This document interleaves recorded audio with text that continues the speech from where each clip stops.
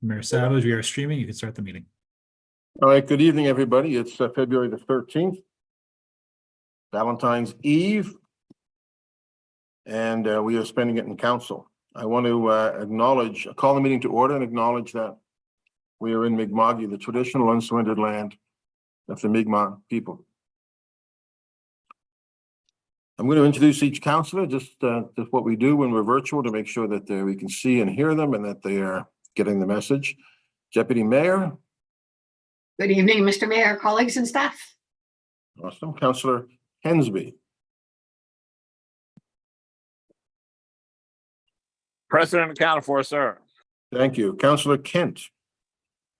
I'm here as well, Mr. Mayor. Thank you. We'll go to Cole Harbour. Councillor Purdy. I am here, ready to go. Thanks. Thank you. Councillor Austin. Safe and sound here at home. Councillor Mancini. I'm here, still working on the camera, Mr. Mayor. Thank you. Councillor Mason. All present and accounted for, Mr. Mayor. Excellent. Councillor Smith. I am here and ready. Thank you. Councillor Cleary, we're not sure. Councillor Cleary. I am here, sir. Oh, good. Thank you. Councillor Morris. Yes, joining you from Clayton Park. Awesome. Councillor Cuttle. Present. Good. Councillor Stoddard. I'm here, Mr. Mayor, and ready to go. Councillor Lovelace. Good evening. Good evening. Councillor Blackburn. Hi, hello. Great to see you. Councillor Russell is not with us, and Councillor Outfit has extended his regrets. So we're good to go. The approval of the order of business. Does somebody want to move the order of business? So Councillor moved. Mason, seconded by Councillor Kent. All those in favor signify by standing up and or sitting down and saying aye. Hi. Opposed? Carried. Wait. Sorry, Mr. Mayor, I'm trying to get my order of business here. I had an addition that I wanted to put forward. Okay. Sorry, just trying to get my chat going and I lost all my screens.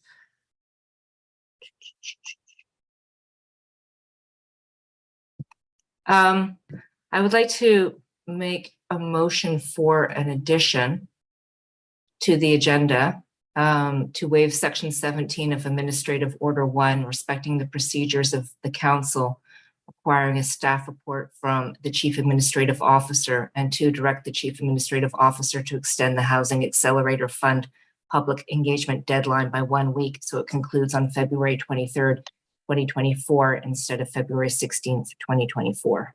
And I'll second that. Is that in order, Mr. Clerk and or Mr. Lawyer? In order, because this is a special meeting, a council called for this purpose. To add anything to the agenda requires 100% approval of all elected members of council. Okay.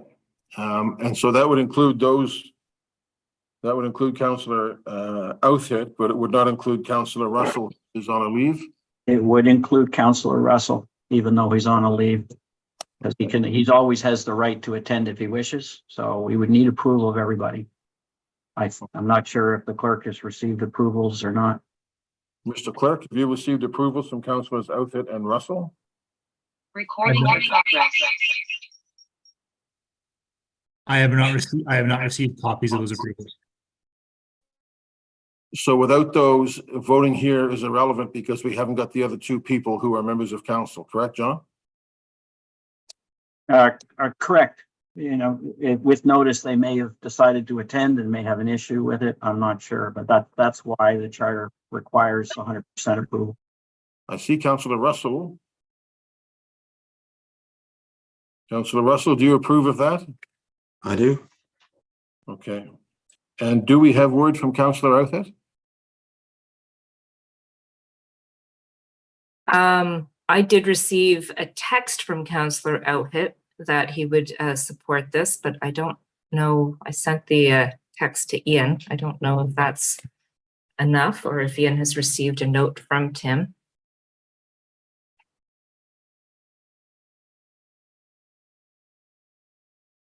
Mr. Clerk, have you received a note from Ian, from Councillor Outhead, or is that sufficient that we have a text? Or John? It's your call, Mayor, if you're satisfied. Well, Councillor Cuttle tells me she has a text from Tim saying that it's okay. Councillor Russell is here, so is everybody else, we're gonna ask, is everybody okay with having this additional item put on the agenda? We could do a vote, or I could just say, is anybody not okay with it? Okay, I'm gonna consider that passed, that we can add that to the agenda. Thank you, Mr. Mayor. And do I go to, I'll send Councillor, Tim's just a text. second, do I go to Councillor Cuttle on that now then, John? Mayor, where we have a scheduled appeal, I think we should deal with the appeal first, and then we can address this later. Okay.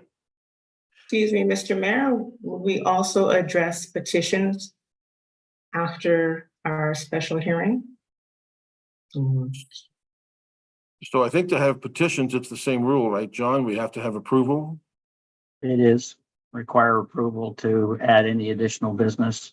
Although frankly, Mayor, tabling a petition that's not up for debate and no motion being moved, I would suggest is less problematic and less likely to any objection. Yeah, plus it does affect the item of business that we've already approved going on, so I'll allow those petitions after the meeting as well. Okay. Thank you, Mr. Thank you. Okay. Then on the order of business as amended, all those in favor? Aye. Those opposed? That's the order of business. I'm going to call for declaration of conflict of interest. We are here, item 4, for the appeal of the decision of the Design Review Committee for SPA-2023-01543. Downtown Halifax site plan approval application for a mixed-use building known as Sky Halifax at the corner of Sackville, Granville, and Hollis Streets in Halifax. That is the nature of our business. We will begin with staff making a presentation. I understand we have a number of people here. Dean McDougall, Maggie Holm, Theo Angel, Aaron McIntyre, Jacqueline Hamilton. Who wants to take us away on this? Hello, Mr. Mayor. I'll draw the short straw and take control of the presentation. Mr. McDougall, the floor is yours. Thank you very much. All right, am I okay to proceed? You are. Thank you. So yes, good evening, Mr. Mayor and Regional Council. My name is Dean McDougall. I'm a Planner 3 with Development Services, and I'll be providing the staff presentation for the appeal of the site plan approval application 2023-01543. Next slide, please. So I'd like to start by quickly introducing the Downtown Halifax plan and how the site plan approval process works. It is a unique process in HRM, and an appeal of a site plan approval is rare. I think in total, there's been about a handful, give or take, that have been made over the course of the entire Downtown Halifax plan's existence. So I believe this is also the first for this regional council. So I think a little bit of background is important. The Downtown Halifax plan was adopted in 2009, and it provided a new policy and regulatory framework for guiding development in the downtown core of Halifax. The site plan approval process was introduced to replace the use of development agreements in downtown Halifax. So to provide more understanding of the development rules and provide more consistency. So under the site plan approval, the approval of any development agreement application occurs in two parts. And the first is for the quantitative elements, which are subject to approval based on the prescriptive criteria in the land use bylaw. And then there's number 2, the qualitative elements, which are subject to approval on a design review process. Next slide, please. I will quickly speak about each evaluation process. So first we have the quantitative review, which are regulations found in the land use bylaw. And these are essentially form-based codes. So they're very specific measurements and dimensions that a building form must adhere to. So the intent here is that the land use bylaw controls the massing and scale of a building through elements such as the street wall height, building setbacks, tower width and depth, and maximum height. Now, this is to provide some predictability in the development process. And these elements, they are administered by the development officer. And next slide, please. The second component is the qualitative review, which is guided by the design manual. So the qualitative review is on the more subjective items relating to the external design. So the architectural matters like window placement, building materials, lighting, things like that. And the design review committee is responsible for reviewing and approving those elements. They're also responsible for reviewing variance requests to the regulations of the land use bylaw. For example, if the applicant would like to vary the street wall height beyond what is permitted, they need to get approval from the DRC to do so. So we have these two aspects of the review, and we have the two decision makers. And the application must receive, or the applicant must receive approvals from both the DO and the DRC before a permit can be issued. Next slide, please. This slide illustrates the different steps in the site plan approval application process. And the application is broken up into two separate applications, a pre-application and a full application. So we start with the pre-application, and this is where most of the heavy lifting is done. This is where the proposal goes through multiple stages of review to try and work out all the issues and get the proposal to align as closely to the LUB as possible. And this is also where we identify where the variance requests are. Once we're in a position that we're okay with how closely it aligns to the LUB, we close the pre-app, and then the applicant goes and schedules a public information meeting. This is an applicant-led process with no staff involvement. When the consultation is complete, the full application is made and staff complete the recommendation report. And then we're off to DRC for their decision. And the DRC's decision is appealable with a 14-day appeal period tied to it. If the decision is appealed, it is regional council who hears the appeal. And that's why we're here today. Next slide, please. So the DRC met on December 18th of 2023, and after some discussion, they refused the application, and for the reasons outlined in the motion here on the screen. I'll go into greater detail on these reasons later in the presentation. Next slide, please. So the notice of refusal was sent to the applicant on December 22nd, and the applicant submitted their appeal the same day. In hearing an appeal, regional council may make any decision that the DRC could have made on the qualitative aspects of the building. So those items found in the design manual. Regional council may not substitute its decision for that of the development officer, which is the quantitative aspects of the building design regulated by the land use bylaw. So in short, in an appeal, regional council is essentially being asked to be the DRC and make a decision on the architectural aspects of the development as well as the variances. Next slide, please. There is some history to the site that I'd like to go over quickly to provide some context. So this property has received a site plan approval back in November of 2019. At that point in time, staff recommended the application be refused, but after some discussion by the DRC, it was approved, subject to several conditions. And after receiving site plan approval, the property owner submitted and was issued a demo permit to remove the existing structure on the property, as well as a building permit to allow for the commencement of subgrade work. Next slide, please.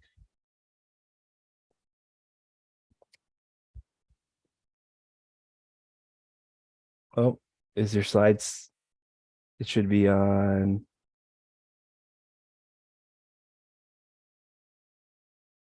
Sorry, I'm sorry, my screen is lagging just a tiny bit. What does everyone else see for the slide text? Your history slide. History. And Number then 8, number 8. Oh, number 8? Okay. Adjustments to the design were needed. I'm still on 7, but it's just one moment. Okay, there we go. It moved to 8. Thank you. Sorry about that. History. And then the applicant, as advised, is outlined in their application letter that during the detailed design, it was discovered that adjustments were needed to accommodate mechanical and structural considerations. And so since changes were needed to the design, the applicant took this as an opportunity to revisit the overall design of the building, which has resulted in several tweaks in the design from the 2019 approval. So now the issue is here somewhat that the downtown Halifax plan does not allow for amendments to previously issued site plan approval applications. So that means that if any change is proposed, even if it's minor in nature, the applicant's required to apply for an entirely new application. And then that application is evaluated on its own merits against the land use bylaw and design manual. So the fact that a similar building design was approved previously, it doesn't matter in the review of the new application. Everything is on the table again when a new application is submitted. Next slide, please. It's also important for council to know that one day the downtown Halifax plan will be repealed and the lands will be incorporated into the center plan. So when the center plan was approved in 2001, most of the lands within the downtown Halifax plan area were brought under its jurisdiction. Now, during the adoption of the center plan, several areas of the downtown were carved out and allowed to remain under the downtown Halifax plan until the existing heritage conservation districts could be consolidated and expanded under the new downtown Halifax HCD, Heritage Conservation District. Now, at this time, council also allowed 5 properties known as transition sites to also remain under the downtown Halifax plan. And this was to allow them additional time to receive either site plan approval or permits associated with site plan approvals that have already been given. So this site was one of the 5 transition sites as they needed additional time to obtain their building permit associated with the 2019 site plan approval. Now, once the new downtown Halifax HCD is approved and in effect, staff will return to regional council with amendments to repeal the downtown Halifax plan entirely. Next slide, please. So this image here shows the location of the subject site. I'm sure most of us are familiar with it. It's outlined in red, and it's located at the corner of Sackville Street, Granville Street, and Hollis Street in downtown Halifax. It's located near Mountain Equipment Co-op, and it abuts the Metro Park facility. It's also adjacent to the Green Lantern and Maple buildings. Next slide, please. This image is taken from the corner of Sackville and Hollis Street. And as you can see, the site is vacant aside from the one building on the site which is currently being demolished. Next slide, please. This slide outlines the regulatory context applied to this site, and it provides a small sample of the applicable form-based codes, such as the street wall height and the street wall setback. Next slide, please. So the proposal is for a 21-story mixed-use development, which will include hotel and retail uses. Residential units will be located in both towers, and underground parking will be provided 5 levels, which is the access to it will be off of Hollis Street. Next slide, please. These images here show in better detail the base of the building. So the image on the left shows the corner of Sackville and Granville Streets, and the residential entrances to both towers are located on this facade, in addition to several retail spaces. And then the image on the right shows the corner of Sackville and Hollis Street, and the entrance to the hotel will be located on Hollis Street, as well as more retail space. Next slide, please. These are the elevations of the building. So the image on the left is the Granville Street elevation, and the right is Hollis Street. Next slide, please. So items cited in the refusal. You can see in bold the different sections of the design manual that were cited in the refusal of the application. And I'd just like to talk about the several aspects of the building design that these sections are applied to. Next slide, please. So the first is in regard to the building roofscapes. So to ensure that the building design provides articulation and elements of variety and visual interest, the design manual calls for building forms which provide a base, middle, and top design, in which these building elements are clearly defined and are distinguishable from one another. So staff's concern is in regard to the top of the building, specifically the top of the north tower, which is the tower on the left side of this image, and its lack of distinguishing characteristics, especially in comparison to the south tower, which clearly has a distinguishable top that's largely achieved through the screening treatment that extends up the side of the building and across the front of the penthouse. Next slide, please. So of the 6 variances requested, DRC identified 3 that did not meet the evaluation criteria of the design manual. The design manual lists potential conditions under which variances to the requirements of the LUB should be permitted. It is those conditions listed in the design manual that staff based their recommendations on. Next slide, please. So the first variance refused was regarding the street line width. The land use bylaw requires that the street wall extend the full width of the lot, and it only allows gaps for minor recesses like entrances or for both pedestrians and vehicles. Now, the applicant is proposing a gap in the street wall for a through block plaza. Now, the DRC refused this variance based on the staff recommendation, and staff feel that the through block is located too close to the street, Sackville Street intersection, to achieve its intended clear purpose, as pedestrians would be more inclined to stay on the public sidewalk at this point rather than cut down through the through block. I believe it's only 20 meters, give or take, from the intersection. And given this is a large block property in combination with the Metro Park facility, staff believe that the through block would be better located further south, closer to the Metro Park facility, to better achieve its intent. Further on that, staff also have concerns with the lack of engaging pedestrian experiences and opportunities for connections, so entries into and out of this space. There is only one connection, and that is a rear door for a secondary residential access near Hollis Street. Next slide, please. Another variance that was refused was in regard to the street wall step back, which requires that portions of the building above the street wall be stepped back a certain distance to help enforce a human scale, but also allow greater height in the building. So the applicant is requesting to reduce that step back requirement of the land use bylaw at several locations throughout the building. In addition to that, excuse me, the balconies, they extend the full width of the building. And because they do that, they're now considered the building face. So when you include the balconies, the overall effect is a lack of street wall step backs altogether.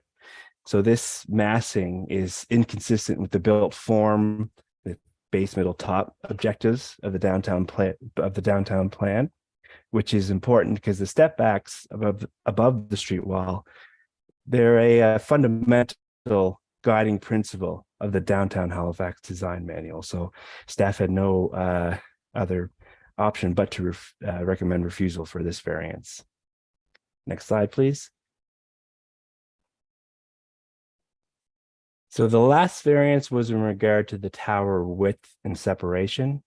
The land use bylaw requires that any portion of a building above a height of 33.5 meters shall be a maximum width of 38 meters and a maximum depth of 27.5 meters. It also requires that the high-rise portions, so 2 towers of the buildings, they be separated a minimum of 23 meters. So the applicant here in this application is requesting that the south tower width be reduced to 54 meters. That's 57 meters, including the balconies, and that the separation distance be decreased to 18.9 meters or 15.3 meters with the balconies. This was refused as the increase in width of the tower, south tower, directly results in an undesirable separation distance between the north and south towers. And in addition to that, the large width of the south tower goes against the plan's objectives of providing sunlight penetration and sky view at street level. Next slide, please. So the DRC has reviewed this building proposal and the staff report and refused the application as several elements of the design did not meet the qualitative elements of the design manual, and several variances did not meet the evaluation criteria of the design manual. Next slide, please. And as a reminder, Regional Council is being asked to be the DRC in this appeal and make a decision on the qualitative elements, so the architectural matters, and the variance requests. Next slide, please. So in accordance with Administrative Order 1, the following motion shall be placed on the floor that the appeal be allowed. So Halifax Regional Council approval of the appeal will result in approval of the site plan approval application. And then Halifax Regional Council's denial of the appeal will result in the refusal of the substantive site plan approval application. Staff recommend that Halifax Regional Council deny the appeal. Next slide, please. Thank you. Thank you very much, Dean. Appreciate that. Are there any questions of clarification from councillors? I'm looking at Councillor Blackburn. Yes, thank you. Thank you so much for the presentation. And I guess my only question is, can I just get a quick reminder again of the who makes up the design review committee? Just wondering, is it all members of the public, or is it made up of some members of industry, architects, that type of thing? So just looking for a quick reminder of the composition of the DRC. Thank you. Absolutely. Through you, Mr. Mayor, to the councillor, you're right. It's both, actually. It's volunteers, both from industry, so architects, engineers, but also the general public. And there's a list in the land use bylaw that outlines the objective of who would be beneficial of their background on the design review committee, and staff sometimes have to headhunt to try and find members to get on the committee, but it's meant to be a mix of everybody. So just regular Joes as well as architects and professionals that see this stuff every day. Perfect. Thank you very much. Thank you, Councillor Hinsby. Just some clarification on the walkthrough area that's being proposed. If that was to be built, is that considered public domain, and would that be a municipal responsibility for a sidewalk, or the state is private property and their responsibility to keep it clean and clear? Through you, Mr. Mayor, to the councillor, that would be private property. So it's open for people on the sidewalk to walk through, but the municipality would not have any responsibility for making sure that it's maintained and kept clean and clear. Thank you. Councillor Cuttle. Thank you, Mr. Mayor. Hi, Dean. I'm just wondering if you can enlighten me a bit about what the difference is between what's being proposed here under this agreement versus under the downtown Halifax plan versus what would be allowed under the current center plan rules? Like, is there a big difference in what's allowable? Through you, Mr. Mayor, the councillor, I haven't completed, to be honest, a detailed analysis of what would be permitted here under the downtown Halifax plan versus what would be proposed under the center plan. I'm not even entirely sure if it would be the downtown zone applied to it or something different. I think generally the center plan sort of took what the downtown Halifax plan did and expanded on it in terms of the built form requirements. And I do know that some of the variances that are permitted currently under the downtown Halifax plan would not be achievable under the center plan. So I think there's some discrepancies there in terms of what can be varied. But as I said, a detailed analysis of comparison of the two, I haven't completed. So in terms of overall building size and, gross floor area, like if we denied this, we don't know what then could come forward under center plan. I'm just wondering if there's it's more or less. Through you, Mr. Mayor, the councillor, not confidently. No, I couldn't confidently answer that. Thank you. Thank you, Councillor Lovelace. Thank you, Mr. Mayor. Just a quick question, and this may be for the clerk. I'm just looking at the design review committee. They haven't met this year. They met once by the looks of things in 2023, and they only met a few times in 2022. Is that correct? That this was the only meeting in 2023 with the consideration of this file? Is that correct? Through you, Mr. Mayor, to the councillor, yes, that's correct. And the reason being is that when the center plan was adopted, most of the area of the land that was under the downtown Halifax plan was incorporated with the center plan. So it significantly reduced the amount of land in HRM that the DRC governs in a way. So that's largely the reason why so many they haven't met since 2021 so many times. So okay, thank you. Thank you, Councillor Morse.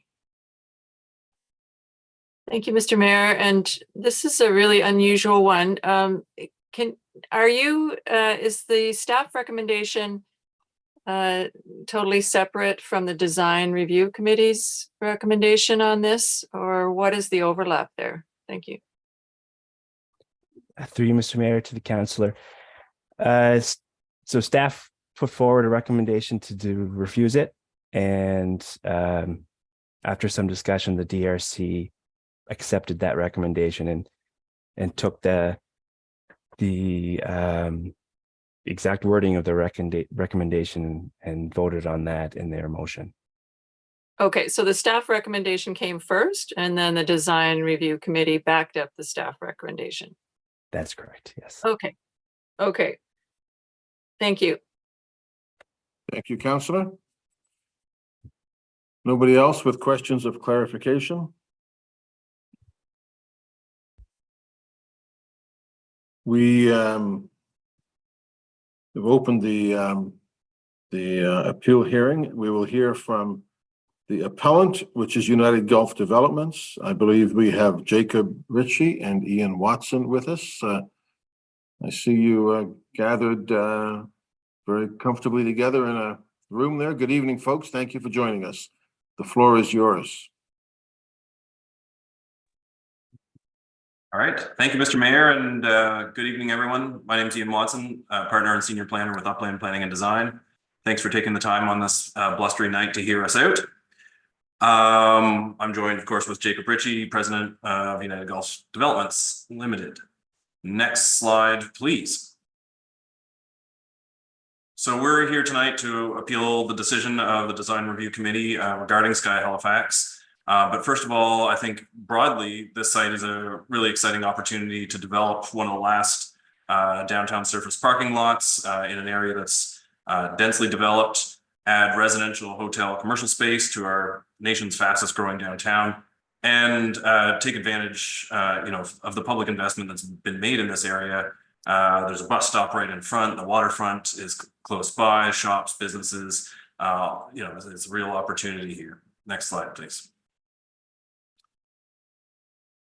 So thank you, Dean, for your great presentation. And I think I'll just reiterate some of that recent history. Is in 2019, we came before the Design Review Committee and got a site plan approval. And as Dean mentioned, site plan approvals can't be amended even for minor things. And so we're here for a new one. In the intervening time, we have United Golf has been doing detailed construction design. So doing the mechanical, doing the structural engineering, getting construction ready drawings done, and getting permitting and site preparation underway for that for the site. And that includes demolishing, this picture is actually dated, that building is now down. It's a pile of rubble that's being cleared off, and things are moving. But to continue moving, we are looking for this appeal, which I think Jacob will chime in on. Thank you, Ian. Next slide, please. So yes, the proposal. I mean, again, thanks to Dean for the great presentation. A lot of the heavy lifting on the details of the proposal Dean provided. We're going to focus on the design quality and the appeal itself. But to remind everyone, it's 349 residential units. 55% of those are 2 and 3 bedroom units, which we know we sorely need in our core. We have 69 hotel units in this building, 2,500 square meters of retail in 4 or 5 different retail locations on Granville and Hollis, 389 parking spaces underground, and 188 bicycle spaces.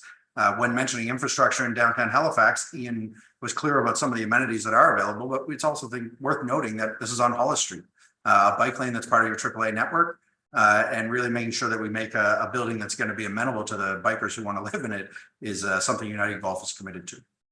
Next slide. So, as Dean outlined, staff and the Design Review Committee have taken the position that the qualitative elements of the design related to street wall continuity and related to the roof massing and profile are inconsistent with the design manual. Further, the Design Review Committee has taken the position that requested variances of street wall width, upper story street wall step back, and maximum tower width do not meet the requirements set out for variances in the design manual. These are the points that we're going to talk about tonight. I've highlighted in bold the 5 areas where we're going to talk: street walls, roof massings in the top of buildings, upper story street wall step backs, maximum tower width, and the overall mass of this development. Next slide, please. I'm going to start with street wall continuity. What you're looking at right here is on the bottom left side is the street wall as it will be built on Hollis Street with the bike lane in front of it, retail storefronts all along, and the pass-through in the plaza that we've described as an amenity for the public. On the right-hand bottom corner, you see the street wall on Granville. This is roughly across from the entrance to the MEC, if you're familiar with that area, next to the Metro Park. Again, you can see the addition of a street wall here that's exactly as designed and desired by the Downtown Halifax plan and has become so familiar to us as we've watched buildings go up. I think what's interesting about this plaza and what I want council, I'm hoping you'll think about tonight, is your experience in downtown Halifax as we've built up over the last decade, with credit to HRM planning staff and the downtown plan and the developers who've helped build. We have created street walls that are attractive, that provide the break that we want. They give you that visual connection to the street. They put storefronts in place, and exactly what Sky Halifax will do for Granville and Hollis and for parts of Sackville. But what we're losing as we lose these spaces are respite. And really the public spaces that are available to us now in downtown Halifax, in many cases are limited to the 2-meter sidewalks that we have and the occasional large public park. We have great public parks. You've done a great job investing in them. But what great cities do and what great urban design does is provides a sort of variety of opportunities, not monotony and the same again and again, but provide us small respite spaces that may be privately owned and operated, that may allow the retail purveyors of this building to spill out into the space and create activity. We've seen quality privately operated public spaces start to thrive in Halifax with developments on the waterfront and with other developments throughout downtown. We're seeing the ability to have different types of public space, Some are privately owned, some are publicly owned, some are used in different capacities. But what these two plazas provide with a 15-meter break in the street wall is the opportunity for a different respite, a different opportunity for engagement with a retail purveyor, with a public festival, with anyone who wants to use that space. And Dean focused on the pass-through aspect of that, and that will happen. The Design Review Committee in 2019 asked that we design this to an accessibility standard that will allow many people to use it and really take that traffic off the steep Sackville Street. We know in the summer when we're around downtown, our sidewalks get busy. This does provide something extra. It may be a few meters off from where staff are suggesting it should be, but it really works structurally for this building. And it really works to integrate with the retail spaces that we're going to provide. I know that well-designed public spaces that have retail at their edge are what activate our downtowns, and we want to provide those here in this street wall break. We have over 370 continuous meters of street frontage. That's over 1,000 feet of street frontage on Granville, Hollis, and Sackville as part of this development property. We're talking about breaking that street wall for 15 meters on Granville and 15 meters on Hollis. In many readings of the design manual, where it says that the street wall shall generally come to 100% of the property line or the complete property line, we believe that the give that we're taking here to do 15 meters recessed is not actually in violation of the generally coming to the street line. We, like I said, have over 380 meters of street frontage. We have 15 meters on two streets that we want to take away. It'll leave us with over 87% of the street wall coming directly to the property line. And we believe that is completely in line with the intent of the design manual. There are sections of the design manual that talk about how these recessed private spaces can become amenity space for the public. They talk about them in corners, they talk about them in prominent intersections, but truthfully, they talk about them because they know they provide the variety that make great urban spaces. And we want to see that in downtown Halifax. We think Sky is doing that in spades here for everyone. I offer a picture of Barrington because I think it's a great example of the great buildings that are going up. But as they go up, you see more and more, we're going to crowd out that space. So we have an opportunity for respite with Sky, and we're excited to provide it. Next slide. Roof massing and profile. On the left-hand side of your screen right now, you see the approved 2019 design. On the right-hand side of the screen, you see the building we've designed and applied for in 2023. Roof massing and profile is an aspect of our design manual that we felt was really important, and the city has done a great job with. What we're trying to avoid when that gets written into a design manual is the monotony of towers in the park that were prominent in the 1970s. We built a lot of towers. You can see them around this city where they come straight out of the ground. They don't have anything to define them, and they're just monotonous concrete structures. And when the design manual talks about a base, middle, top, that's what we're trying to get away from. It became the de facto building model through the 70s and 80s, and we see it. I'm not going to name buildings, but if you think about it, a tall building coming out of a parking lot surrounded by a sea of asphalt is something we know in this city, and it's something we don't want to see in downtown Halifax. Truthfully, it would be difficult for anyone to say that Sky is that. Sky in 2019 wasn't that. Sky in 2023 isn't that. Dean rightfully pointed out that our South Tower has a strong architectural detail on the roof. We're using fretted glass and steel to articulate the roof line that stands out on Halifax's skyline. The issue they're taking with the North Tower, I find difficult to accept because we're using the same fretted glass. We're using the same architectural detail that they're applauding on the South Tower in the North Tower. We've taken a flat roof from the 2019 design and added the mechanical screening that it will pop a little different. And when you think about the buildings we've built in the last 15 years in Halifax, you know there's ones that have little different roof details. Some of them have a little hat on top. You can see it from elsewhere, and we love that. We actually think there's space for more simple lines in the roof as well. Not every roof needs to look like a skateboard ramp. These roofs don't provide that whoosh, but they do provide the fretting and the architectural detail that will make this building stand out as much as anything else on the Halifax skyline. So we appreciate that they feel it may not be meeting that base, middle, top part of the design manual, but I clearly see in both the North and South Tower a base in 2023 in our glass podium. I see a middle in our portions coming up with our continuous balconies, and I see a top with the glass fretting and the metal screening of our mechanical penthouses. So we think this does meet our basemental top. We hope council agrees. Next slide, please. Finally, talking about street wall width, upper story street wall step back, and maximum tower width, it's difficult to do piece by piece because in design, we made these decisions as a whole because we made one big move in this project. That one big move is, as we've discussed, those plaza spaces, that pass through. The other move we made that I think is really important to note, especially as Dean was talking about access to light and access to fresh air and access to the sky when you're on the street, SKY, not SKYE. The way that the design manual and the downtown plan ask us to build buildings is a little bit of a wedding cake with a base, middle, and towers that pop out. The image on the left shows you the envelope of building that we could build and not be at design review committee talking about variances or be here with you tonight talking about an appeal. That building goes to 11 stories at the complete width of the block of almost 200 meters wide. So we could build that to 11 stories.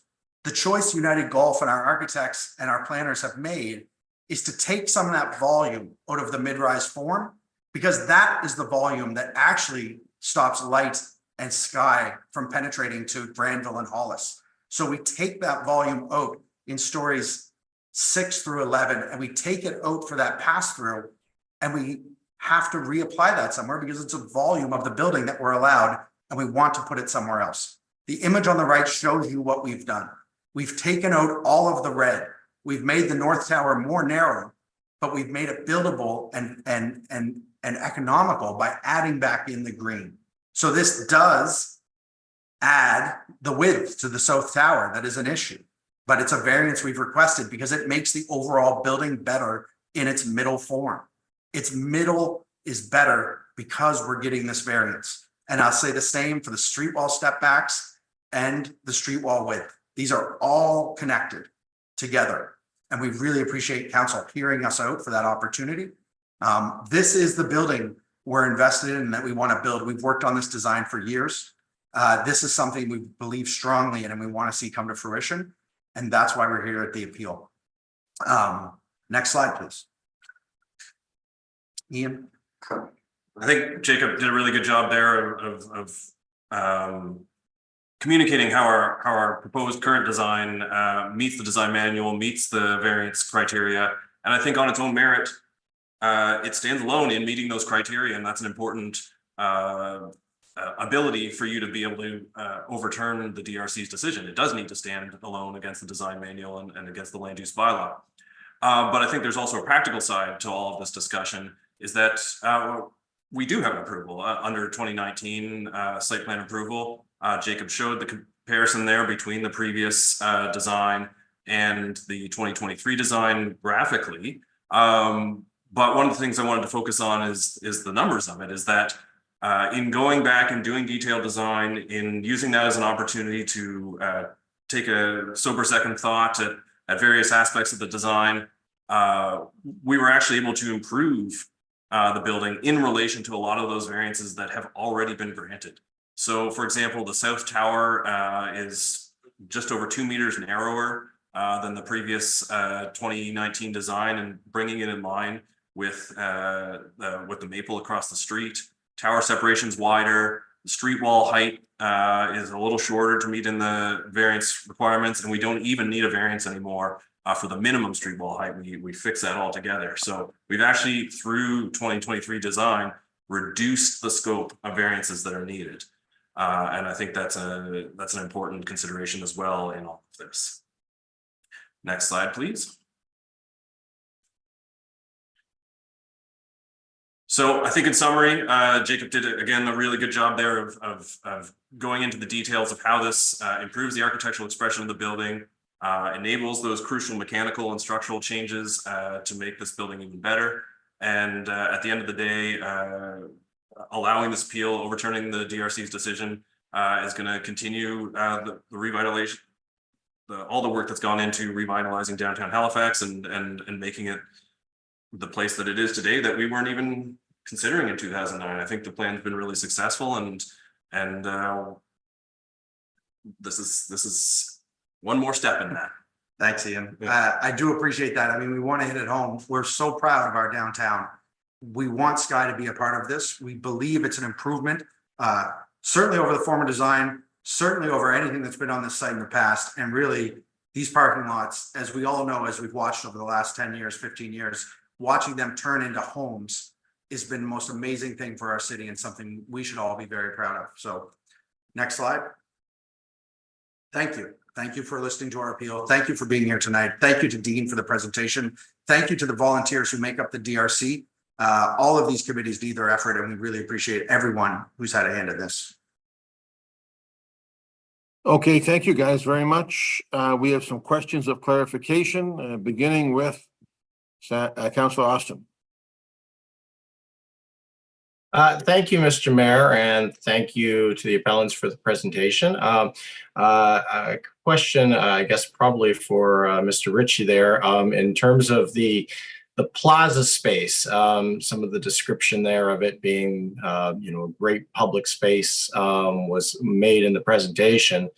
And I'm just wondering how that kind of squares, because when I look at that, I see a space that's covered over that has no landscaping that involves retaining walls. It's difficult for me to imagine anyone using that other than passing through. And so I'm wondering if Mr. Ritchie can expand a little on how this isn't going to be just a dead space.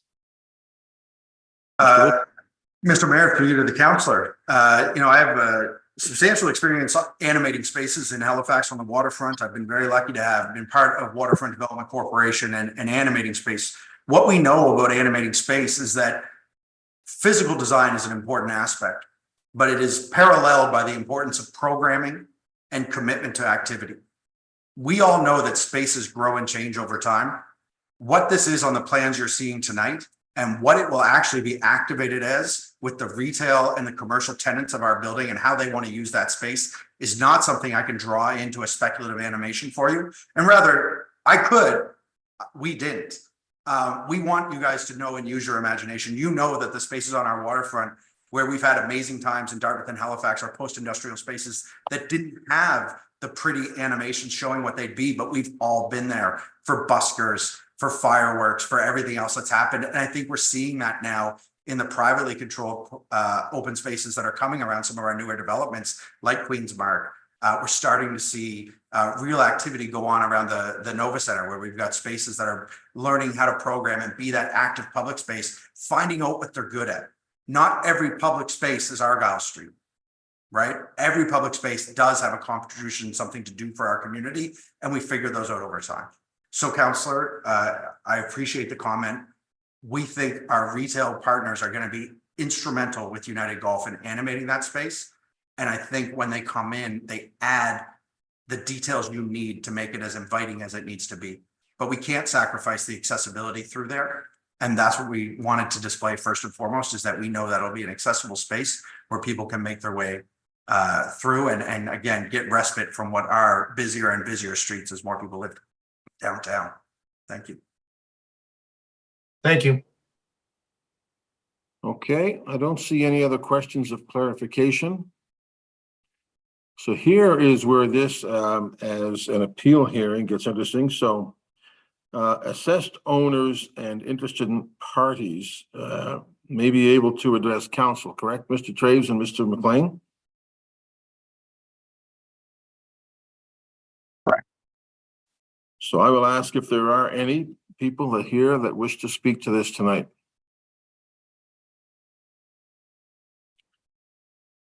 So anybody here who wishes to speak to this tonight?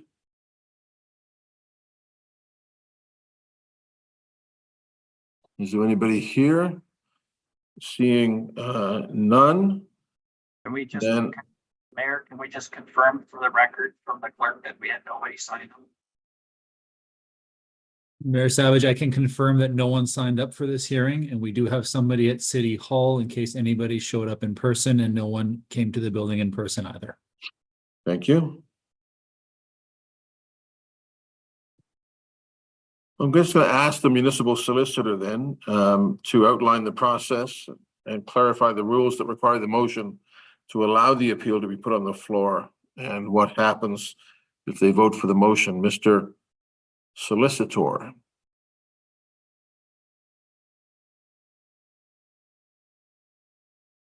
Find a mute button and flip to my notes here, just a sec. So, Mr. Mayor, through you to council, as you'll see on the agenda, I think it's reasonably well laid out in order to avoid a situation where perhaps we end up with no decision. The administrative order provides that the motion that is placed on the floor is that the appeal be allowed. And so if regional council votes in favor of that and allows appeal, it will result in approval of the substantive site plan approval application. And if regional council denies the appeal, in other words, defeats the motion, it will result in a refusal of the substantive site plan approval application. Thank you. Councillor, we'll begin then the debate. Councillor Mason. Okay, thank you, Mr. Mayor. I'll start by putting the motion on the floor that the appeal be allowed. Second. Seconded, Councillor Mason. Thank you, Mr. Mayor. So I'm going to ask council to support the appeal, and I'm going to tell you why. As we heard from both staff and from the appellant, the development permit has been issued on the 2019 application. And it's only after you get a development permit that you start going into detailed and construction ready drawings and detailed design. And that's when mechanical and structural component changes are often discovered. And we've often had people come back for subsequent rehearings of their site plan approval to accommodate the changes that are required. Just to be clear to council, you spend thousands, if not millions of dollars on a building this size on the construction ready drawings to be able to go and get a building permit. So when I look at what's in front of us right now, I think the design in front of us today is better than the design in 2019. And I feel like the lack of amendments to site plan approvals is something that has created kind of a lobster trap for developers. The building design that was previously approved has been improved, and what's before us now is better than what the DRC originally approved. But I worry that we've created this loop on major variances in detailed design and reapplication, being able to kill something that has previously been approved, and that this creates a huge disincentive to developers and architects to try and take risks and come in and ask for major variances because they could end up in the same high level of risk and get turned down. And I take comfort that the things that are being turned down by the DRC now are things that were approved by the DRC then. And I feel the proposal in front of us tonight is substantially better than the proposal that was approved by the Design Review Committee and does have development approval right now and could be built right now if they decided to fudge their way around the mechanical and issues that they've identified. So could this building in front of us be better? Sure. All the buildings we ever approved could be better than what's in front of us, but this is a very good building. I think Appellant has done a very good job with it. And I want to give some background to council. For my sins in the 12 years that I've been the downtown councillor, I've seen 10 or 12 different proposals for this site for Tex Park Sky Halifax, from good to bad to indifferent. In 2017, I had a come to Jesus moment with the owner of United Golf. This is before I think Ian or Jacob were working on the file.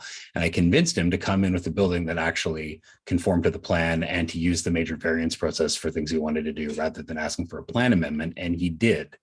And so that's where we're at. We're still trying to get through that final hurdle there. I think the proposal that was approved and the one that's in front of us meets for the most part the downtown plan. I think the proposed design changes make it a better design. I think it will fit well between the Maple, which also required a major variance for the tower, and the Green Lantern and Zenith buildings, which Lisa Blackburn will remember as the Misty Moon. I also applaud the developer for bringing these changes forward and sticking with it, and I ask for council for their support. Thank you. Thank you, Councillor. We will go to Councillor Austin. Thank you, Mr. Mayor. I'll be brief. I'm going to support this appeal as well. If this was the first time we'd ever seen it, I might have a different opinion of it. But I think from a practical point of view, this is an improvement over what they could actually build. So it seems very silly from a practical point of view to turn down the appeal and say no. I fully understand why staff, though, having approached this, not recommending the original variances, have to have a consistent approach. I will say just regarding the plaza, I hope Mr. Ritchie and company prove me wrong. It feels to me like another 1970s, 1980s dead space between tall towers. I find it very difficult to foresee a space that's half covered over, that's laid out the way it is with no landscaping, is actually going to be a draw, but we shall see. Thank you, Councillor. Councillor Kent. Thank you, Mr. Mayor. I want to thank the appellants for, and certainly both of you for coming in and giving this kind of information. Coming into a development project like this at this stage for many of us, it can be complex to understand and complete. So one of the things that I look at, I'm happy, first of all, I'm happy to support it. I appreciate your knowledge and insight and contribution to the city already. And the way that you have described it, yes, we need to hold you to that, but I have a sneaky suspicion that that's not going to be problematic. I had said to my colleague that we can't let, no matter what development happens, there's going to be, and likely developers will say the same thing, that things could have been better or changed or different. But at some time we have to not let, and people have heard this before, not let getting perfect get in the way of getting good. And I really think this one's really good. I think that it's good for the downtown. I think it's vibrant and it's inviting. And what most importantly, I think it's purposeful. All the layers to this, obviously the housing piece is critically important, but the downtown needs all those other pieces. So I have faith in that. I appreciate as well the dead space that is considered, or empty space, or whatever it's called right now. I think the approach of offering this up to your tenants, your commercial tenants, to create the space is inviting and meaningful to them and to the public who they serve at the end of the day in that commercial space. So I'm happy to support it and support the local councilor there on this. And I look forward to seeing it in the streetscape and the landscape from the Dartmouth side, which is extraordinarily beautiful when we look at the city. So good luck with it if this is passed. Thank you, Councillor Hensby. Thank you much, Mr. Mayor. I'll be supporting the appeal as well. My only comment is I wish the Twisted Sisters was built as originally proposed. I still thought that it had more of a architectural uniqueness than these square block buildings are. But the amended plan here today is better than was 219. But I think the original Twisted Sisters would have been much more pleasant to look at, in my opinion. All the best. And I hope they get started the construction soon. I hope there's not one of these another delayed projects that sit in limbo for a number of years yet to come. Thank you, Councillor Cuttle. Thank you, Mr. Mayor. So as someone who's worked in planning and also animation of public spaces, I'm not concerned about the underpass. In fact, I think we could use a few more covered spaces, because one thing we do have in the city is also rain.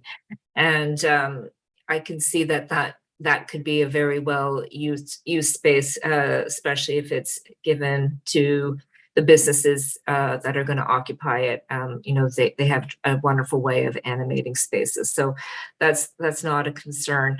I also like the rooftops, and I agree that at one point, one swoop got approved, and all of a sudden every application that was coming in had a swoop on it. So variations in the rooftop, I think, are important, and I do like the streamlined look of this. I do think it's architecturally considered, and so that is not an issue. And I guess the only other thing I would say is that I do think that the design is well considered. It's if someone could just remind me, I think the overall height is it 21 stories? Or yeah, I see nods. Okay, so it's 21 stories. It's it's an interesting, modestly sized building.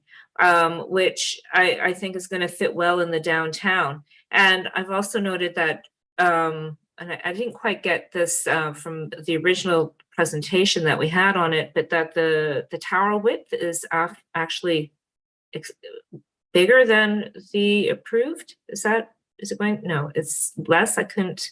You had that little graph there. So it's going to 15, from 18 to 15. I don't know if someone can answer that question. I know it's just, I'm seeing shaking heads and nodding heads.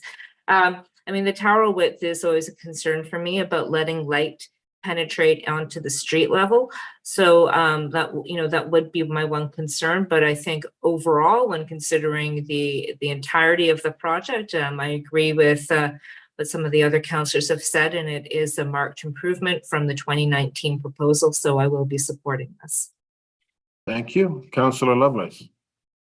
Thank you, Mr. Mayor. And yes, I will also be supporting this. I think that it fits. I like the idea of using this space for public art, for public good.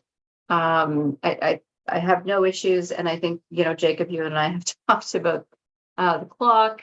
It's one of the things that I'm not a huge fan of, but I think overall this building fits well in the landscape. So I'm good to go on this, and I thank you for all that you've gone through in the past few years. And I do appreciate the amendments that you've put forward. I think you guys have done a great job, and thanks, Ian, for all of your work on this as well. Thank you very much. All right, I don't see any other speakers. Colleagues, are we ready for the question on this? Question. Ian will take us on the vote. Beginning with District 2, Councillor Hensby. Affirmative. 3, Councillor Kent. In favor. 4, Councillor Purdy. Voting yes. 5, Councillor Austin. In favor. 6, Councillor Mancini. Voting in favor. 7, Councillor Mason. For the motion. 8, Councillor Smith. For. 9, Councillor Clary. Yes. 10, Councillor Morse. Voting yes. 11, Councillor Cuttle. In favor. 12, Councillor Stoddard. In favor of the motion? 13, Councillor Lovelace. Yes. 14, Councillor Blackburn. Voting in favor of the motion. 15, Councillor Russell. In favor. Mayor Savage. In favor. 1, Deputy Mayor Gammon. In favor? Thank you. Okay, that motion is carried. I want to thank Mr. Ritchie and Mr. Watson. Thank you guys for taking the time to be with us. I also want to thank Dean for his great presentation and all of our staff. That motion is carried. So thank you. We have some other orders of business here, colleagues. Ian, I'm going to let the Deputy Mayor take it from here on our behalf. I'm going to hightail it home, I think, actually. So I've spoken to the Deputy Mayor. She has agreed to take this on my behalf. So thank you very much, colleagues. I will see you tomorrow morning. Are we virtual tomorrow? We're virtual tomorrow for budget.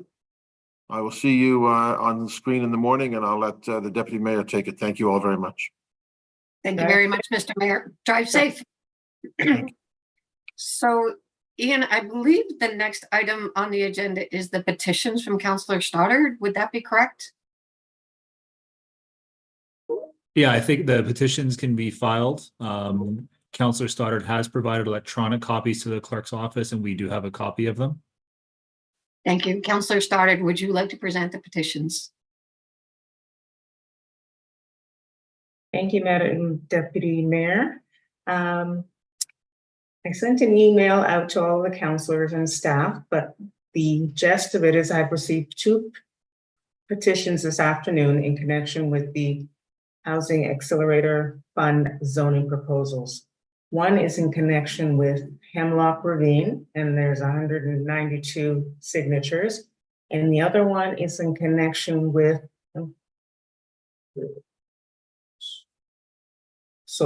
Hemlock Ravine has 155 signatures. And the other petition is on the 4 units and a total of 192. I'd like to present these petitions to be on record tonight, and as said, the clerk does have electronic copies. Thank you. I will Thank you present very much. these. I was going to Thank you say, very I'll much, present. Councillor. Oh, sorry. Sorry. Thank you, Go ahead. Councillor Stoddard. Thank you, Madam Chair. And our next item on, as an added item, Councillor Cottle. Yeah, thank you, Madam Chair. I'll put the motion on the floor, and then for some discussion. This was briefly spoken about earlier today during Budget Committee related to the Housing Accelerator Fund and the fact that opportunity for public input is finished right now on February 16th, and it's seeking a 1-week extension to that. So I move that Halifax Regional Council 1 waive Section 17 of Administrative Order 1 respecting the procedures of the council, requiring a staff report from the Chief Administrative Officer, and 2, direct the Chief Administrative Officer to extend the Housing Accelerator Fund public engagement deadline by 1 week, so it concludes on February 23rd, 2024, instead of February 16th, 2024. Is there a second? Is there a seconder? I second that. Thank you, Councillor Lovelace. Thank you, Councillor Lovelace. Yeah, so I think for those of us that have proposals through the Housing Accelerator Fund in our districts, you know, we're starting to receive a lot of feedback. It's only been a month that this has really been out there, and it's been rather limited in how it's been advertised around. I have just in the past week really started to hear back from residents and have concerns brought forward. And I just don't feel, given that I have like 15 in my district, there has not been enough time to adequately consider these concerns and bring them forward to staff. A good example would be today looking at a proposal on Trayland Heights that's on an unaccepted street that leads to an unaccepted street, and how that's actually going to work. As I dig further into some of these, and as residents bring forward their concerns, you know, I think there's more to be shared, and I would really appreciate for myself, but also for those who are also getting feedback from the residents, if we could extend the time for public input until the 23rd.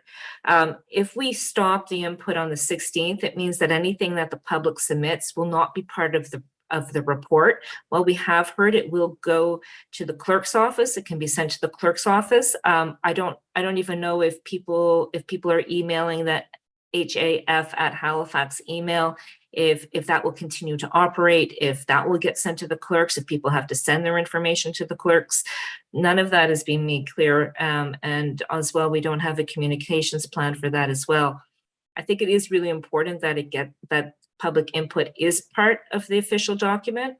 And I think in the good faith to the public, as well as in support of the Housing Accelerator Fund, extending this by 1 week, is important to the public to hear that we're willing to listen to their concerns. And I would hope that 1 week wouldn't compromise all the other things that need to be done to continue to move our housing initiatives forward. Thank you very much, Councillor Cottle. And our legal John Traves is advising that we will need 2/3 vote in favor for the motion to be passed. Next up is Councillor Smith. Thank you, Deputy. And I see Kathy, you wanted to speak to it, so I'll ask my question because it might be related to you. I don't know if we have any staff here who can talk about this, because I know that the timelines are strict in the sense of getting it to council, getting the bylaws drafted, and et cetera, et cetera. So is there anyone that can speak to what this extension means and how that changes when it comes to council, and the review period. Yeah, so I'm just wondering that any staff and counselor, if you had the opportunity to speak to staff before you put this forward as well and get feedback. Madam CAO, would you like to speak to this? Yes, and Jacqueline Hamilton is also present and able to speak to it. So I'll start with, I guess, the high-level timeline risk discussion. And then I think Jacqueline can answer some of the questions that Councillor Cuddle just posed regarding communications. Does the HAF email stay active, for example, and how residents can make their concerns known? So first of all, 1 week really, you might not think it sounds like much, but it does create some significant risk.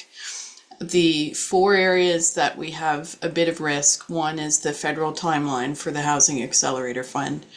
The second one I have some concern with is if the province is concerned by the implications of any delays and would take an opportunity to do something under the regulations to Bill 329, which we understand are coming soon, that might mandate a timeline for us.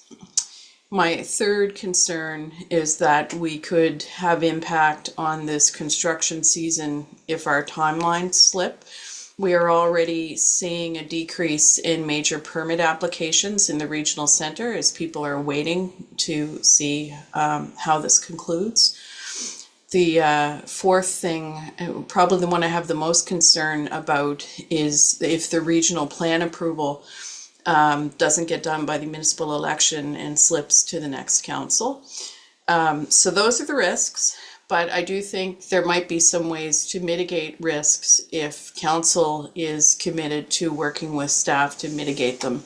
One way I think we could do that is by agreeing to add some additional council meetings. April 16th would be one date, and I think we might need to add some council meetings in the summertime.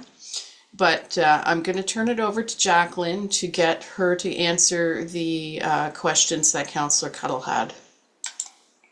Thank you very much, Madam CA. And my apologies, Councillor Cuddle. I should have allowed that response before going to Councillor Smith.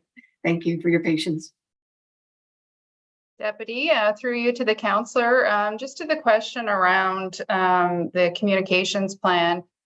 We can certainly update the website and provide additional information on the mechanisms for input, and work with the clerk to ensure that that information is known to the community. So we'll develop a communication strategy should council decide to move forward with the extension. We can manage that part of it.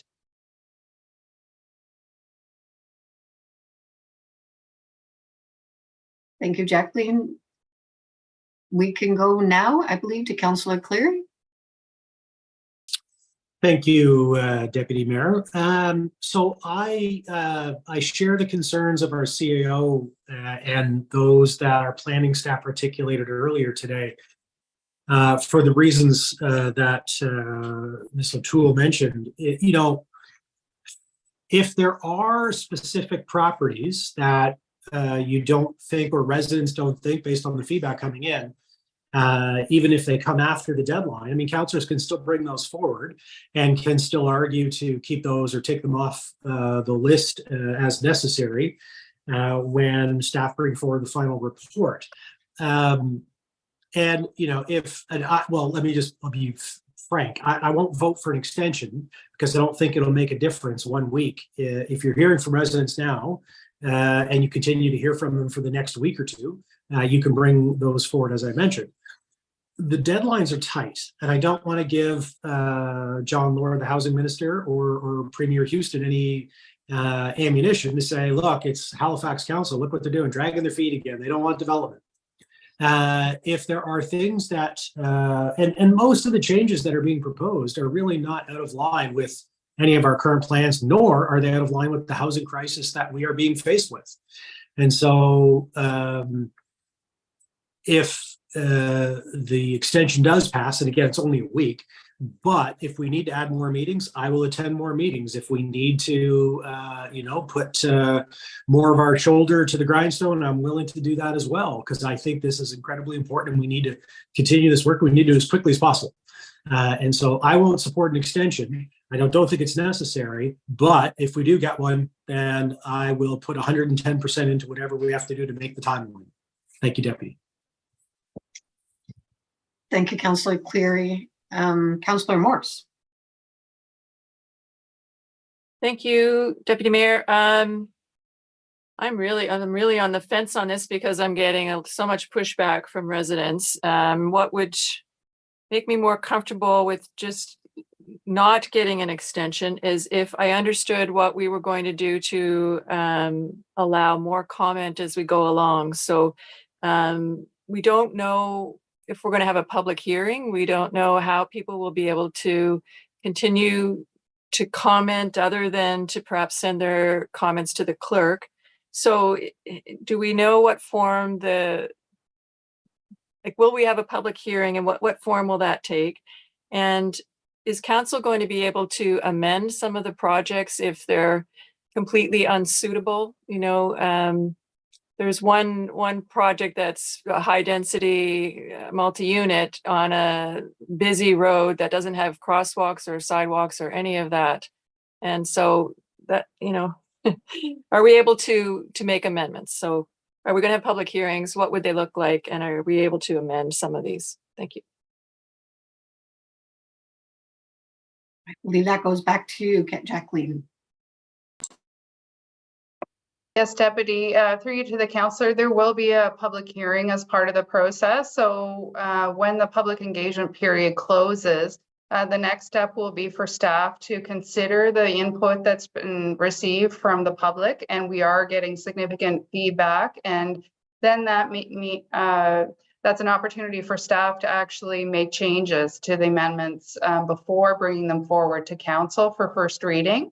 And we anticipate that will happen during the month of April.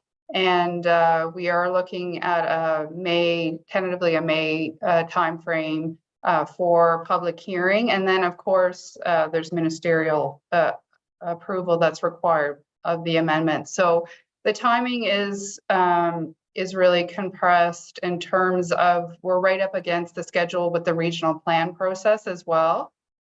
Because we need to initiate that process after the housing accelerator amendments are completed, and that will take another 3 or more months. So we're right up against the municipal election timeline. So that's really the risk I think that Kathy did speak to, but there will be, certainly the intention is to have the normal public hearing process that council normally deals with in terms of considering municipal plan amendments.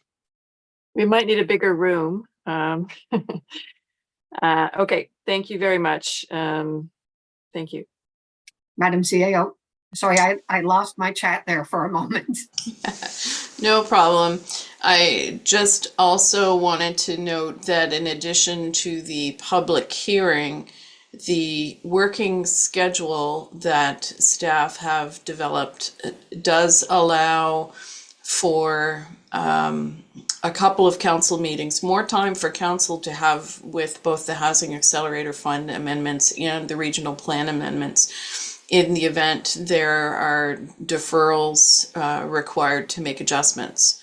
So right now the schedule does anticipate that there will be adjustments as we move through this process based on feedback from the public and feedback from council.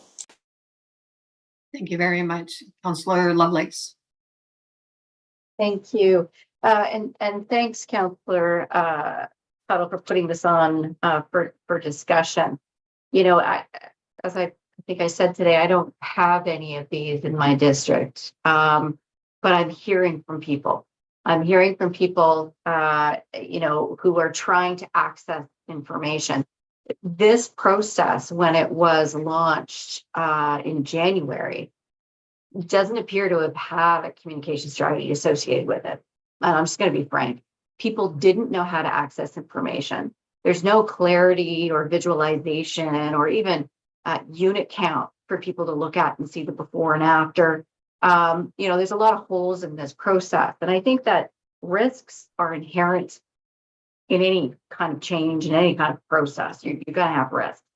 But when you associate those risks with a lack of communications, you end up where we are today, with people trying to figure out how to engage in the process.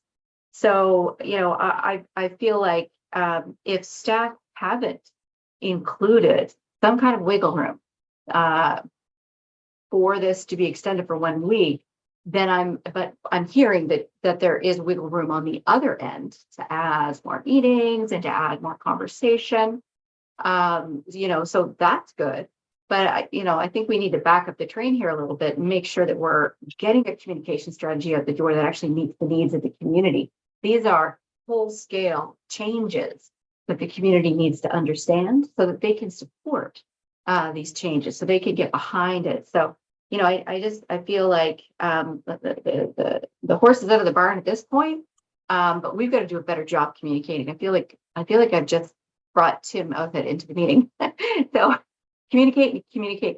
Where is that strategy? Thank you. Is there a response required? Well, perhaps Thank a you. response required. There is a communication strategy, but of course, we're being driven by a deadline that's been imposed by the federal government. And the fact that we were even able to get a package ready to commence the public consultation that we're doing, starting in January, is a little bit of a miracle when you consider that we didn't get the Housing Accelerator Fund terms and agreement nailed down until around the end of November. So by municipal standards, we're working at the speed of light. If we had had more time, I'm confident we could have had a communication strategy like we've done for other major initiatives that would have been much, much better. So our apologies on that. We're doing the best we can with the deadlines we've been given. Thank you very much, Madam CAO. Councillor Purdy. Thank you. Thank you very much. And yeah, appreciate everything that staff is doing. Not wanting to put more pressure on staff, I think I am going to support this just because residents are very concerned. They feel this is very rushed. And it is obviously because of the pressure points. Very happy to add more meetings and do whatever it takes on the other end. I just had a question about a public hearing with all of these developments. Like, surely we're not meaning one public hearing. Like, it would be multiple public hearings for all of the developments. Is that correct? Or how would that work?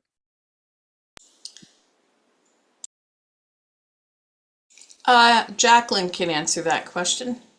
Thank you. Yes, Deputy, through you to the councillor. It would be one public hearing. It would be much like we've done previously with major amendment packages that have moved forward to council with previous phases of the regional plan and center plan. If there's a significant volume of public input, certainly it can be handled over an extended period of time, but it would be just one public hearing that we would have council host as part of this process. Oh, okay, just to clarify, so over an extended period of time, so you would just have a continuation of one public hearing and it could be over multiple days. Is that what I'm understanding?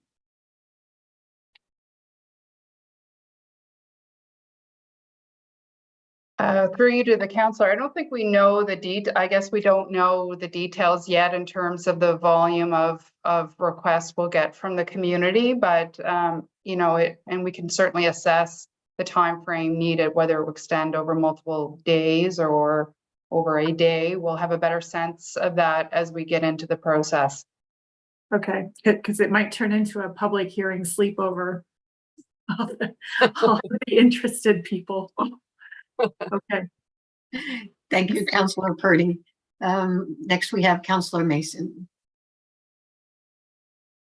Thank you, Deputy Mayor. So I'm going to take an alternate tack. Like everything that I've heard about the concerns from other councillors, I've certainly heard. I have written 220 emails or so to residents who've emailed me in the last week and a half, and I did the big summary, liberally ripping off from Councillor Austin's summary that I sent in my newsletter to over 2,000 residents 3 weeks ago, and it's caused a firestorm. But here's what I'm hearing from staff is that I think we should stay the course, because getting the drafted bylaws for us to then debate and potentially direct amendments to, which sounds what I heard from the CAOs, there's time to do that. A lot of the questions I'm getting, most questions I'm getting are really crunchy detail questions about how's this going to work. And until we get that, we don't know.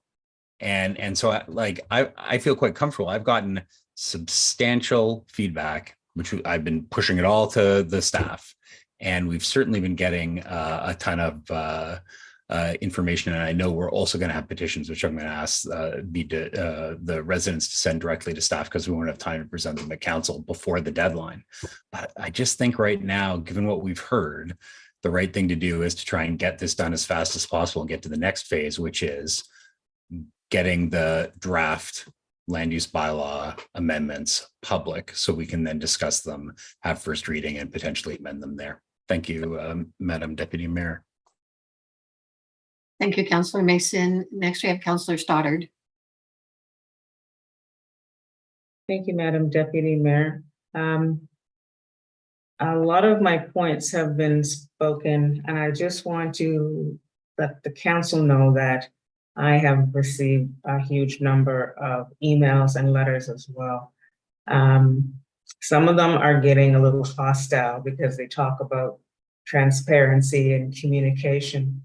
And again, it's not really their fault. They think that we've known this and didn't tell them, or, this is something we're trying to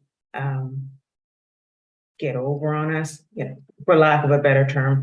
And I think that's why a lot of them have asked for an extension. They want that extra time to be able to think about it, talk to their neighbors, talk to the councillors, talk to whoever they might want to check with before this goes through. And I think the fact that, we are saying that they can send information, letters, emails to the clerk's office after the 16th troubles them too, because they're thinking, well, if the deadline is the 16th, where are these emails going to go? I mean, we know that they're going to go to, the Accelerator Fund staff, but, they're not comfortable with that. And I'm not sure how council feels about that. And I'm not sure if our communication could maybe state that firmly, that they will go somewhere after leaving the clerk's office. Just my thoughts. Thank you, Councillor Stoddard. Councillor Smith. Thank you. So my feeling on this is and from the information we got from the CAO and from Jacqueline, is I'd rather, if we were going to add a week, it would be at the time where we get the further analysis with the information. Like even some of the emails that I'm getting from residents and staff are answering. So first, I'll say thank you to whoever is monitoring the email, because most of the residents who are emailing me are copying and getting responses from staff, pretty quickly. So I do have to say thank you to the folks that are monitoring. I know I've seen a few names that are responding, but I'd rather add a week once we got those analysis. Like, for example, one of the emails that was responded to from the folks that are monitoring the Halifax Accelerator Fund email is that, yes, we'll do more analysis on unit counts. We'll do more analysis on how this will affect this area. So that to me is when we should be, if that information comes to be very large and very detailed, that's where I think we need to add the time. Right now, where we don't have that information, I don't feel like adding time is actually going to give the information that folks are wanting. So, I won't vote for it today, but if once we get that analysis and if it's realized that we need more time, I would be more than happy to add some more time on the back end. But as today, without having that information, I don't see how it actually helps the process or residents when a lot of what they're asking for, we just haven't done that work. So that's my thought. So thank you again, Deputy. Thank you, Councillor Smith.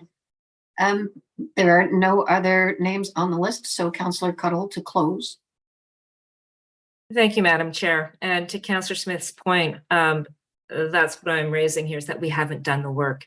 Usually when we bring forward large amendment packages, a lot of work has gone into public consultation, talking to the councillors. We're bringing forward something that we can actually be confident in. At this point, I'm not confident. And it might be because Spryfield is in a little bit of a different situation than some of the other districts. If you don't have 15 proposals in your district, you're probably not seeing the issue here. But I don't even know what the whole proposed unit count is with all of those 15 proposals. I don't know what the impact is, and the community doesn't see that either. You know, there's a saying like a stitch in time saves 9. And I just feel if there's a little bit more opportunity for people to provide feedback right into the HAF process, we might find out things that we haven't seen before. You know, once we get to the public hearing process, if there's lots of issues, it's very hard at that point to change things. It can actually cost us time down the line if we haven't done the work in the beginning. You know, the other, you know, besides the councillor confidence, which I don't have right now, that's for certain, there's also the public trust and the public confidence. And, you know, I appreciate that there's some risks. I don't know what the severity of those risks are. I don't want to be acting in fear about 329. Maybe it's a real fear, maybe it's not.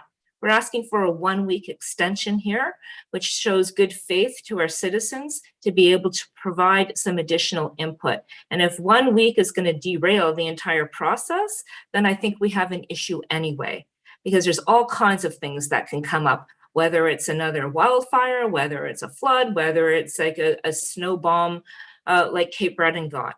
So, you know, there's all kinds of things. 1 week shouldn't be the end all and be all of whether this is a success or not.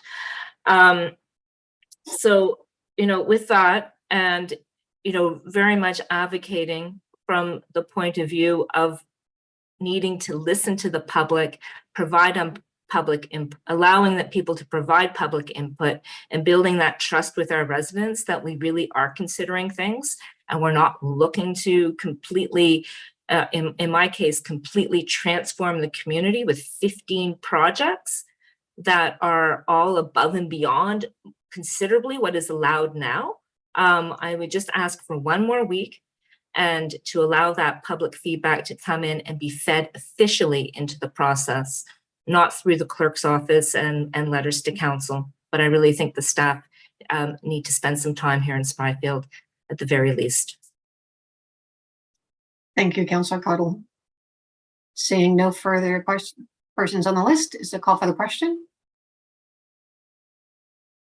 Question. Mr. Clerk, over to you. And 2/3 is required. Beginning that 2/3 is 11. 2/3 is 11.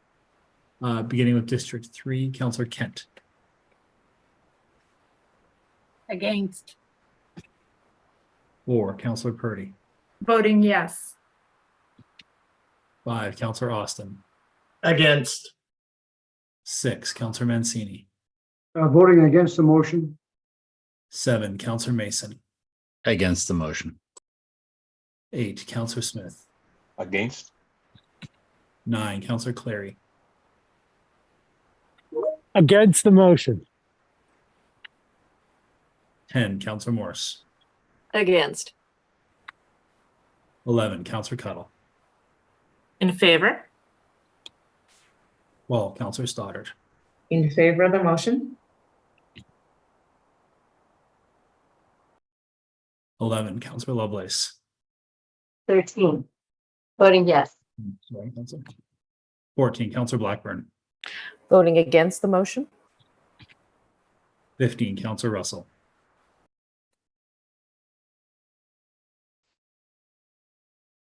Councillor Russell, sorry. Voting against the motion. Thank you. Mayor Savage has left the meeting. District 1, Deputy Mayor Daigle Gammon. Against. Then 2, Councillor Hensby. Affirmative. Deputy Mayor Daigle Gammon, that motion has lost. Thank you very much, everyone. That concludes the agenda for this evening. Oh, Councillor or Madam CAO?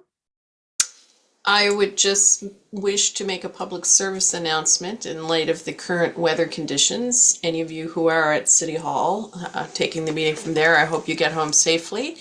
We do have reports that several transit buses are now stuck, and there have been several accidents, not necessarily of transit buses, however.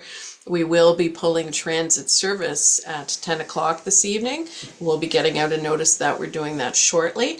Just wanted to take advantage of the fact that you were all here and the public is online to mention that to help get the word out. Thank you. Thank you very much. Thank you to all of our staff who are here with us this evening as well, and colleagues, and a motion to adjourn. So moved. So moved, Councillor Purdy. Thank you very much. Be safe, everyone. Safe drive home if you're driving. All right. See you all in the morning. Thanks. Thank you.